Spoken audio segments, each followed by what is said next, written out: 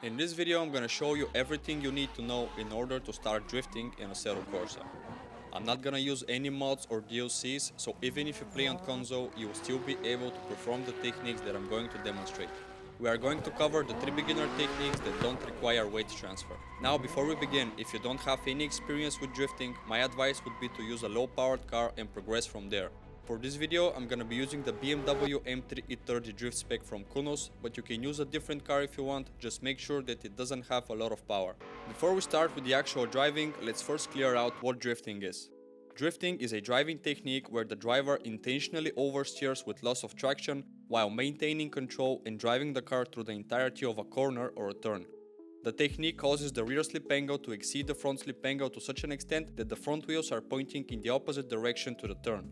Drifting consists of 3 phases: initiation, catch and maintain. In the initiation phase, our main objective is to make the car lose traction. The idea is to give a strong enough input that puts the car into a slide or a spin. The catch phase is when you're going to start counter steering and applying throttle in order to let the rear of the car begin to grip up. You basically want to stop the car from oversteering by using a combination of counter steer and throttle. Keep in mind that the level of input in the initiation phase dictates the angle of the slide. This means that if your input is weak, the car won't slide much, and if it's too strong, the car will spin out. Another important aspect of the catch phase is keeping the RPMs in the optimal range, as the tires need to spin in order for you to drift.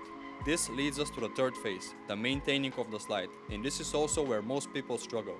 The trick here is to imagine that the steering wheel and the throttle are connected by a string. Maintaining the drift is all about combining the 2 inputs together. If one of them is too much or too little, you will either spin out or stop sliding too early. For example, if you initiate and catch the slide but you apply too much throttle and not enough steering angle, the car is going to spin out. So after covering the main phases of drifting, let's go to the track and take a look at how different initiation techniques and exercises are performed. Before you go out on the track, make sure you disable the assists like traction control, ABS and stability control, as we won't be needing any of them. After leaving the pits, drive for a bit and try to get a general idea of how the car behaves. Try weaving from side to side and take some corners slowly. Basically try different inputs and see how the car reacts.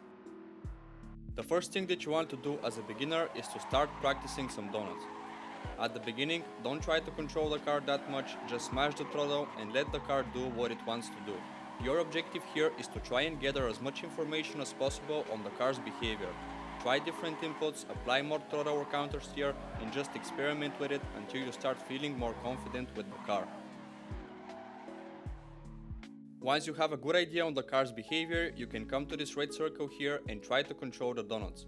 Make sure to combine the steering and throttle inputs and just try to control the slides.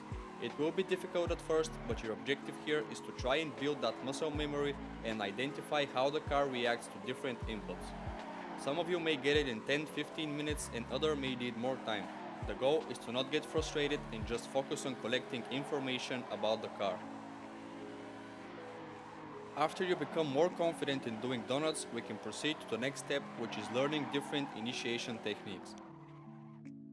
The first one that I want to show you is the Powerslide. You perform it by smashing the throttle on corner exit. This will make the rear tires lose traction and the car will enter a slide. For this technique, I advise you to go onto the small track here in the middle and just try to initiate some slides without trying to catch them. Again, the purpose of this exercise is to try and gather as much information as possible about the car. Keep in mind that the wheel will naturally begin to counter steer when you enter a slide. To use that to your advantage, just let the wheel rotate and glide into your hands. Once you feel more confident, you should now try to catch those slides. Don't try to maintain the slide with the throttle, but simply oversteer and then try to exit the oversteer safely. Practice that for some time, and once you have the confidence to initiate and catch the slide, try to add some throttle input and maintain it for a short amount of time. Again, experiment with different inputs, try to spin out a couple of times and gather information about the car's behavior. The final result should look something like this.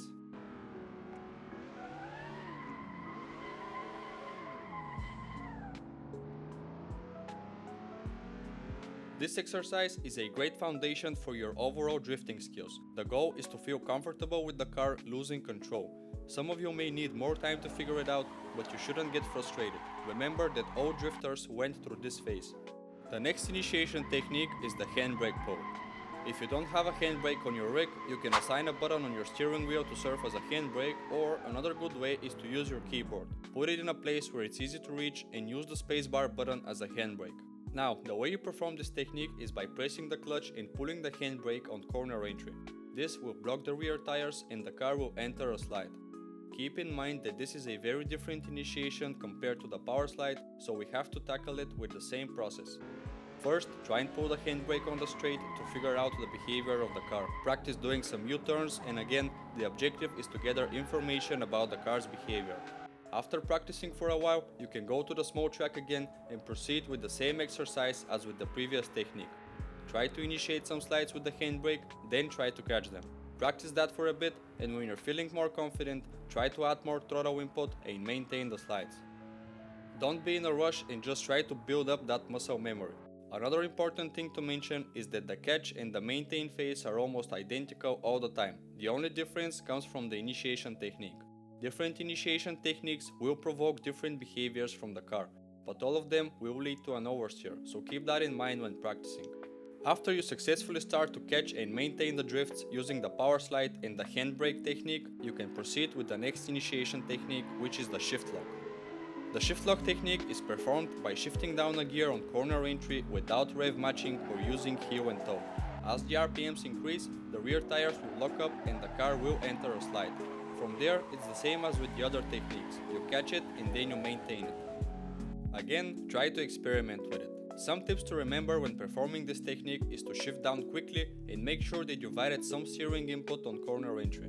The process of learning this technique should be the same as with the other two. You experiment and try different inputs. The shift lock is more suited for higher speed corners, so you probably won't be able to practice it on the small track, but there are other corners on the drift track that are suitable for this technique. Now I'm going to demonstrate all of the techniques once again.